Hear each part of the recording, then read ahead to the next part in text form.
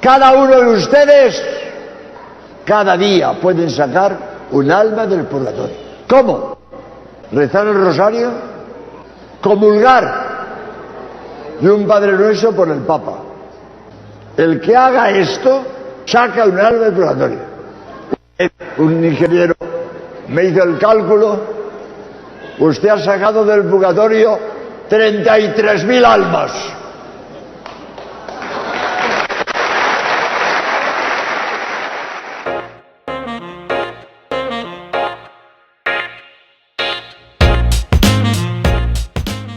Hola amigas y amigos, bienvenidos una vez más a esto que es el Teísta Curioso. Había pasado ya un buen tiempecito, estuve haciendo algunas cosas, estuve un tanto ocupado por ahí, pero ya estamos de vuelta también con un tema que les debía desde ya hace un buen tiempo, y es precisamente este tema que tiene que ver con la doctrina del purgatorio, doctrina de la Iglesia Católica, y que basa su realidad, su validez, ¿cierto?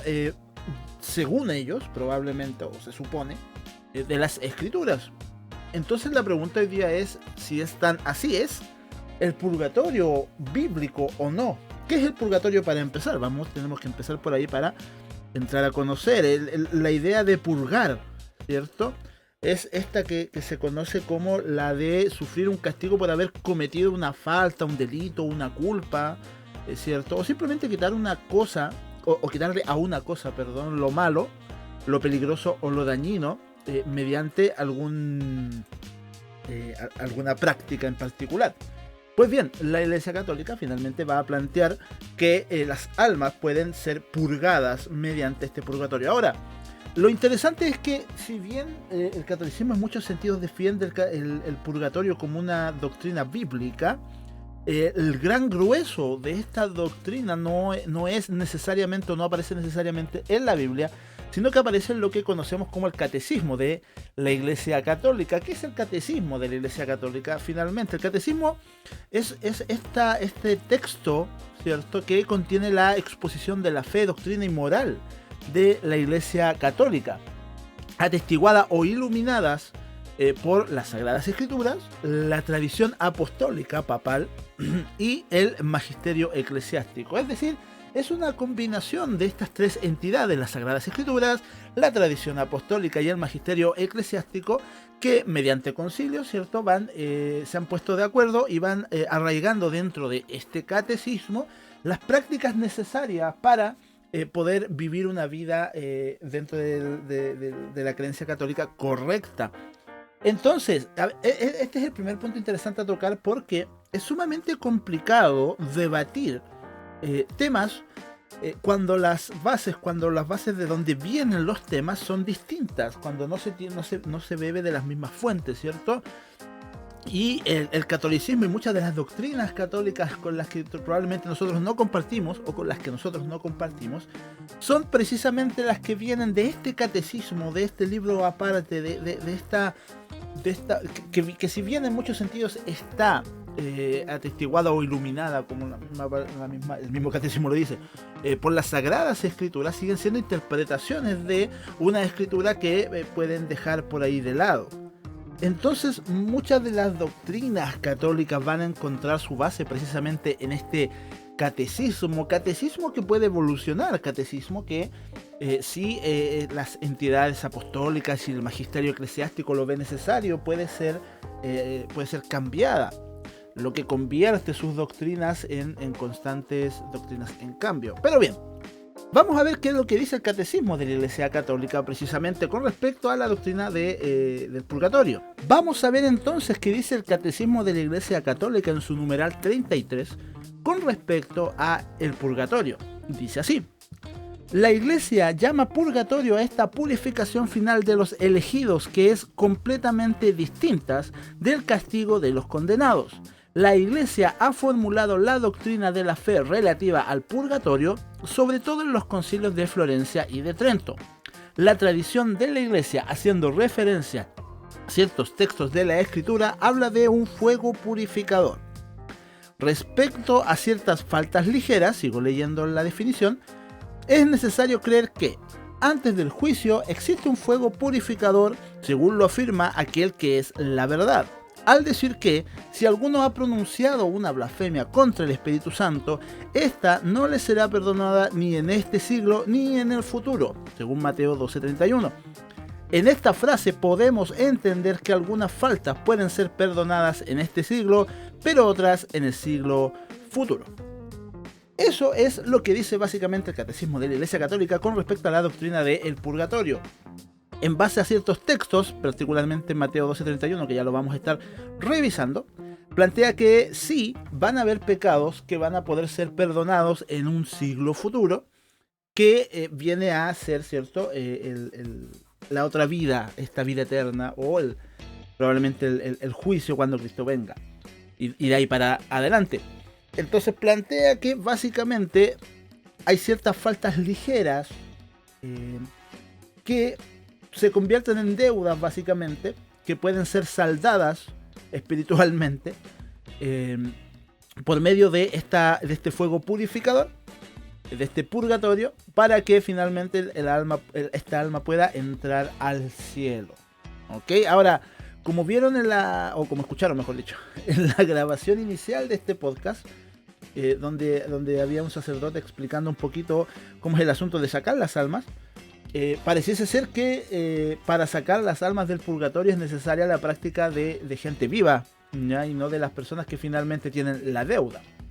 ¿Okay? Otros plantearán soluciones para la liberación del purgatorio, o para que el purgatorio haga su trabajo, en cuanto a las ofrendas también, ¿cierto? Entonces también estamos en una instancia en donde muchos o algunos pagarán por poder sacar almas del purgatorio de sus familiares y cosas así. Hay varias prácticas que se practican, valga la redundancia, para poder sacar un alma del purgatorio finalmente. Ahora, vamos a ver el texto al que hace referencia el catecismo primero. Hay dos textos principales que se ocupan mucho para esta doctrina, los cuales vamos a revisar ahora. Hay otros más, pero la verdad es que son son tan enredados en sí mismos. Son tan enredados por sí solos, la verdad, que ni siquiera da como para un análisis que pueda ser sencillo de entender para todos. Veamos qué dice entonces Mateo 12, el 32, dice: a cualquiera que... el 31, perdón, que es el que hace referencia al catecismo. Por lo tanto, os digo, todo pecado y blasfemia será perdonado a los hombres, más la blasfemia contra el Espíritu Santo no les será perdonada. Lo curioso es que es en el 32, versículo que no aparece o al que no hace referencia el catecismo, donde aparece este asunto de este siglo. Dice el 32: a cualquiera que dijera alguna palabra contra el Hijo del Hombre le será perdonado, pero al que hable contra el Espíritu Santo no le será perdonado, ni en este siglo ni en el venidero. Ahí tenemos estos dos siglos, es decir, no se le será perdonado ni en esta vida ni en la próxima vida. Entonces el catecismo dice: ven, hay pecados que sí van a ser perdonados en la próxima vida, porque acá nos está diciendo que este pecado en particular, la blasfemia contra el Espíritu Santo, no será perdonado en ninguna de las dos vidas, ¿ya? Es un poquito el alcance o alguna falacia por ahí, ¿cierto?, que trata de hacer una afirmación en base a una negación. Es decir, no es así, por ende, si no es así, quiere decir que la otra opción sí la es. Es como un poco esa onda. Pero bien, efectivamente aquí dice que este pecado contra el Espíritu Santo, que esta blasfemia contra el Espíritu Santo, no será perdonada ni en este siglo ni en el venidero. Entonces ahí está. Hay un siglo venidero en el que sí van a haber pecados que sí van a ser perdonados. Este no, obviamente, pero hay otros que sí. Entonces ahí tenemos un poquito de doctrina. Ojo que este es el versículo que ocupa el catecismo para plantearlo. Ahora, hay que entender que en el sentido de este versículo hay que entender otra vez un poquito hacia quien escribe Mateo. Recuerden que el Evangelio de Mateo está dirigido a los judíos netamente, por ende ocupará muchas figuras judías. Y precisamente el término siglo para el judío tenía un significado bien especial y bien particular. De hecho, los judíos consideran muchos hasta el día de hoy, a lo largo de su historia, que existen 3 siglos, o que van a vivir a través de 3 siglos. ¿Ok? Esto es un poquito de historia hebrea, tal vez otro día podamos ampliarlo más, ¿cierto? Pero básicamente, de forma bien concreta, ¿cierto? El judío considera hoy día que vive en 3 siglos. Un siglo que ya pasó, el que consideran como el siglo anterior a la ley, todo lo que se vivió antes de que el pueblo de Israel se volviera una nación, ¿cierto? Y se pusiese y se generara esta ley finalmente. Hasta ese punto, de ahí para atrás, ¿cierto? Se considera un siglo, o ellos lo consideran un siglo. No como un lapso de 100 años, sino que simplemente ocupan esa palabra, y ni siquiera es la palabra que ocupan en el hebreo. Luego viene el siglo de la ley, ya que es el que consideran que están viviendo hoy, donde la iglesia cristiana es como un pequeño paréntesis dentro de este siglo para los judíos.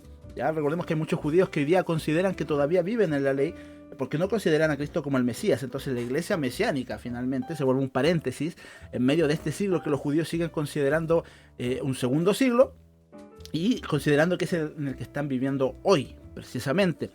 Y luego viene lo que ellos consideran un siglo posterior, lo que podría ser perfectamente lo que plantea finalmente el texto, que sería este siglo venidero. Ahora, ¿cuál es este siglo venidero? Este siglo venidero es el que los judíos consideran como el posterior a la ley, o lo que en Apocalipsis se planteará como el milenio. ¿Ya? Ahí vamos a entrar también en otro tema, o se entra también en otro tema un poco más escatológico, ¿cierto? Pero se plantea precisamente que va a haber un tiempo, un milenio, en donde Cristo donde Dios va a reinar en la tierra por 1000 años antes de finalmente ir con él hacia el cielo. Ya hay un tema un poquito más amplio ahí, escatológico, que no lo vamos a ver ahora para no perder mucho tiempo en eso, pero para ellos este es el posterior siglo, este tiempo en el que vamos a seguir estando en esta tierra, pero que será gobernada por Dios en la tierra por 1000 años más, en donde solo reinará Dios y solo reinará el bien y no el mal, para posteriormente pasar a lo que es el cielo o el paraíso. ¿Ya? Este es considerado su tercer siglo. Entendiéndolo así, entendemos que Mateo, o Jesús mejor dicho, hablándole a judíos, les plantea este siglo venidero como este tercer siglo que ellos están esperando, como este tercera parte de estos 3 siglos que han vivido, y hará referencia principalmente a la idea judía de este milenio. Que sea real o no este milenio, hay varias posturas. Están los premilenialistas, los postmilenialistas, ¿cierto? Hay varias posturas en cuanto a ese texto en particular, pero el hecho es que existe, el hecho es que se plantea, el hecho es que el judío lo cree. Entonces, este siglo venidero no tiene necesariamente que hacer referencia a la vida eterna o a la otra vida, ¿cierto? En donde ya vamos a estar a puertas del castigo o la recompensa eterna. Como pueden ver en base a la historia judía, la verdad es que este siglo venidero simplemente contempla otra porción de la historia que los judíos consideran vamos a vivir aquí también. Ahora, hay otro texto que personalmente yo lo encuentro tal vez un poquito más simple o más firme, ¿cierto? Incluso que el que ocupa el mismo catecismo, pero vamos a leerlo porque también lo ocupa mucho. Mateo 5, del 23 al 26. Primero lo leemos, luego lo analizamos. Dice: por tanto, si traes tu ofrenda al altar y allí te acuerdas de que tu hermano tiene algo contra ti, deja allí tu ofrenda delante del altar y anda, reconcíliate primero con tu hermano y entonces ven y presenta tu ofrenda. Luego el 25 para adelante empieza el asunto. Ponte de acuerdo con tu adversario pronto, entre tanto que estás con él en el camino. No sea que el adversario te entregue al juez y el juez al alguacil y seas echado en la cárcel. De cierto te digo que no saldrás de allí hasta que pagues el último cuadrante. Mira, la verdad es que no hay que ser un teólogo muy experto, ¿cierto? Para ver cuál es el problema aquí, ¿ya? Básicamente para el catolicismo, esa cárcel de la que se habla y se ha echado en la cárcel es precisamente el purgatorio, porque de ahí no saldrás, dirá el 26, hasta que pagues el último cuadrante. Recordemos que el purgatorio va a plantear una deuda espiritual con Dios en cuanto a los pecados. Entonces, el problema aquí es que desde el comienzo nos podemos dar cuenta que este texto no está hablando ni de pecados pendientes con Dios, ni está hablando del más allá, ¿cierto? Ni está hablando de una situación post vida aquí en la tierra. El texto está hablando básicamente de la necesidad de la reconciliación entre hermanos. Antes de esto, ustedes si leen un poco antes, nos vamos a encontrar a Jesús diciendo, en algún momento ustedes escucharon que matar es pecado, pero hoy día yo les digo que el que llame tonto a su hermano, que el que esté enojado con él ya está pecando. Y después suelta esta historia. Entonces lo que Jesús está planteando es la necesidad de estar bien con tu hermano, es la necesidad de no estar enojado con tu hermano, de no arraigar cosas en tu corazón con tu hermano o viceversa. Y luego suelta este asunto de que si tienes la ofrenda y sientes y sabes que alguien tiene algo contra ti, un hermano de la fe, ¿cierto? Anda y solucionalo, deja tu ofrenda aquí, anda y solucionalo, arréglalo, ¿ya? No guardes nada en tu corazón ni que él guarde algo en el suyo. Vayan y reconcílense primero con tu hermano, dice, y entonces ven y presenta tu ofrenda. Ahí hay un mensaje sumamente bonito en cuanto a la reconciliación. Recordemos que Jesús plantea muchas veces el asunto del amor al prójimo y aquí lo hace tremendamente. O sea, básicamente está diciendo que mi ofrenda no sirve de nada si tengo algo en contra de algún hermano, y no estamos hablando solamente de dinero. Cualquier cosa que presentemos delante del Señor, para el Señor, con algo en mi corazón contra mi hermano, no va a servir de mucho. Igual, eso es fuerte, pero eso es otro tema, es otra reflexión. El asunto es que luego aquí, luego de esta idea, el 25 dice: ponte de acuerdo con tu adversario. ¿Quién es este adversario? Es tu hermano, es aquel con el que tienes algo en contra, ¿ya? Entre tanto que estás con él en el camino, porque los dos venimos caminando el mismo camino, los dos vamos en el mismo camino, los dos vamos en la misma dirección, los dos estamos yendo camino a nuestra vida eterna.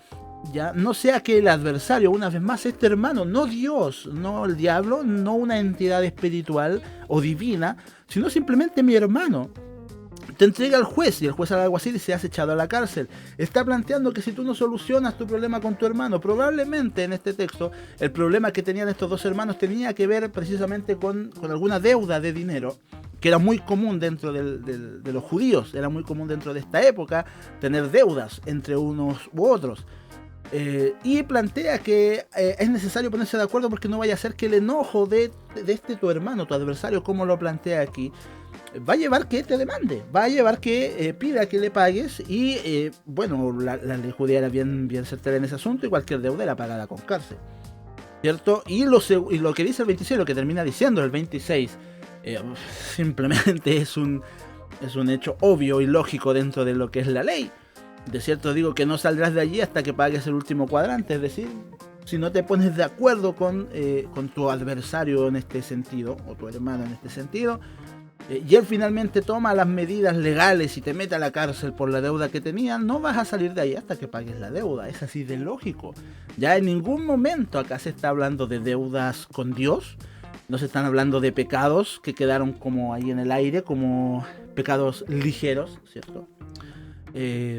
Con Dios, ni está hablando de una cárcel espiritual, ni está hablando de pagar una deuda espiritual. El texto es sumamente práctico, está hablando de la relación entre hermanos y de lo importante que es tener una relación sana con mi hermano, más allá de todo este asunto espiritual que se le trata de dar. Entonces eso es lo complicado con muchas de las doctrinas católicas. No todas, creo que hay algunas que están sumamente bien planteadas y que son más difíciles de debatir, tal vez. Pero tal vez algunas como estas son sumamente... son tan abstractas dentro de una hermenéutica tan rebuscada que buscará hacer lo que se conoce como eisegesis, es decir, que el texto diga lo que yo quiero y no que el texto diga lo que en verdad quiere decir. Ya cuando voy con ideas preconcebidas. Y eso es muy común dentro de, no solo del catolicismo, el cristianismo también tiene muchas de las doctrinas más extrañas del cristianismo, ideado del cristianismo, nacen de pésimas interpretaciones, pero no pésimas interpretaciones porque estén mal hechas, sino que al contrario, están tan bien hechas dentro de lo torcidas que pueden ser, que llevan a convertirse en doctrinas creíbles para muchos. ¿Ya? Ahora, el asunto aquí es entender que Cristo, el entender, el pretender que hay una instancia en la que yo puedo saldar alguna especie de cuenta espiritual con Dios antes del juicio, en base a prácticas como las que escuchamos al comienzo del video, ¿cierto? Como las de los rosarios, como las de comulgar, etc. Dejan incompleta la obra de Cristo, que es la obra salvífica. Básicamente el catolicismo plantea que la obra salvífica de Cristo tiene que ver con todo lo que Cristo perdona de nosotros hasta el momento en que lo conocemos, y de ahí para adelante todo se vuelve una constante necesidad de nosotros, mediante rituales, de seguir manteniendo nuestra cuenta en blanco. Es decir, yo hoy día conocí a Cristo y lo acepté como mi Señor y Salvador, entonces todos mis pecados son perdonados hasta este momento, todo lo que cometí ha sido perdonado, mi lista queda en blanco, pero de ahora en adelante tengo que andar con cuidado, porque si vuelvo a pecar, entonces tengo que empezar a cumplir con el protocolo que plantea el catolicismo para poder volver a dejar mi cuenta en blanco, ¿cierto? Tengo que ir al confesionario, tengo que rezar, tengo que purgar, iba a decir, tengo que comulgar, un montón de cosas, ¿cierto? Tengo que pagar mi penitencia, etcétera, para volver a dejar mi cuenta en blanco, y así constantemente hasta que me muera, básicamente, o hasta que Cristo venga. Y aún así, al morirme, si al morirme no alcancé, cometí un pecado, pero no alcancé a hacer todo el protocolo, no, me quedé en la fila, ¿cierto? Del perdón de pecados, y no alcancé a hacer todo el protocolo, no alcancé a presentar todos los documentos, y me muero, ¿cierto? Tengo esta posibilidad, mediante más prácticas, mientras más prácticas protocolares, de poder saldar ese pecado que no alcancé a saldar estando vivo. Entonces mi familia tiene que rezar y comulgar, etcétera, para poder y pagar penitencias, para poder entonces yo poder quedar con esa lista en blanco. Eso básicamente anula por completo la obra de Cristo, porque la obra de Cristo no sería completa. Sí, hay algo que podemos hacer nosotros, hay un trámite, entre comillas, que Cristo nos deja a nosotros hacer en esta tierra de aquí en adelante, la cual es arrepentirnos cuando pecamos y no volver a hacerlo. Es lo que le dice a la mujer cuando la van a apedrear por adúltera.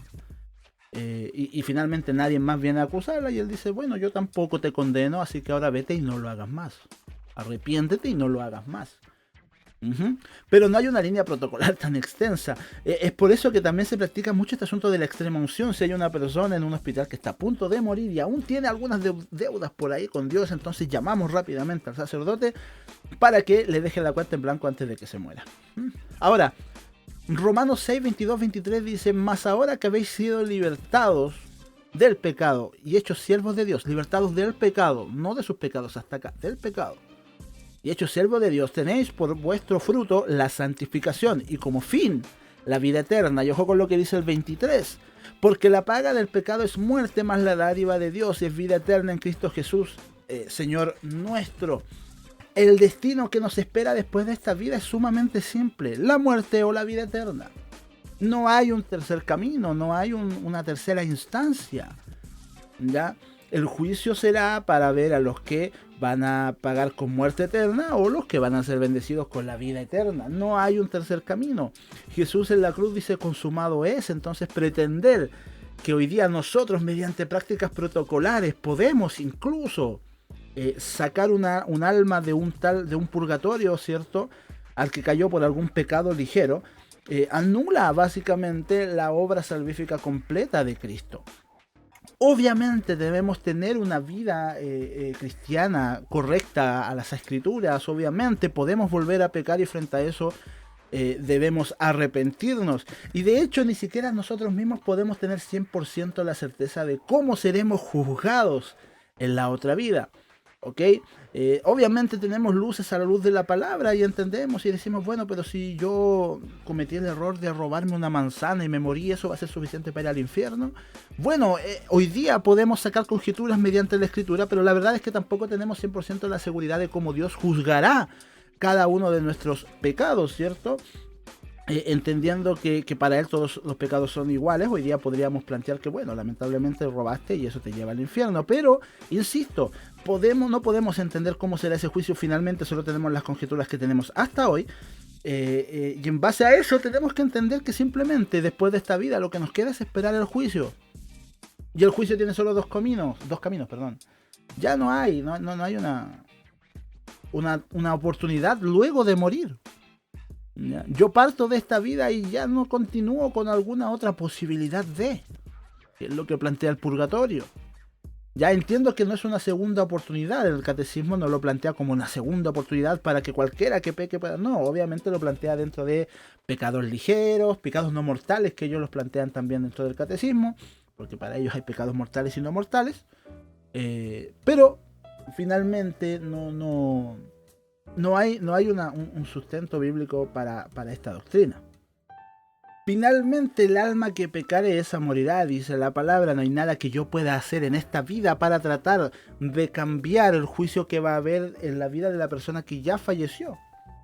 Ok, no hay nada que yo pueda hacer acá, por más que comulgue, por más que Padre Nuestro, por más que rece, por más que me pegue en el pecho, por más que me confiese, por más que... No. No existe esa instancia. Bíblicamente no existe esa instancia. Estos versículos que se ocupan para pretender crear esta instancia. ¿Por qué se crea esta instancia? Bueno, los más agresivos tal vez pensarán y dirán, bueno, para que los que estamos acá sigamos pagando nuestras limosnas y sigamos pagando indulgencias para que la iglesia se siga haciendo rica. Otros tal vez más conciliadores pretenderán decir, bueno, porque creo que es bueno o es bonito que la gente acá en esta vida, ¿cierto?, piense y diga, bueno, todavía hay una oportunidad de que la persona que ha muerto pueda ir al cielo a pesar de que no ha sido una buena persona. Hay muchas razones por las que finalmente esta doctrina podría existir, pero definitivamente bíblica no es, y eso es así.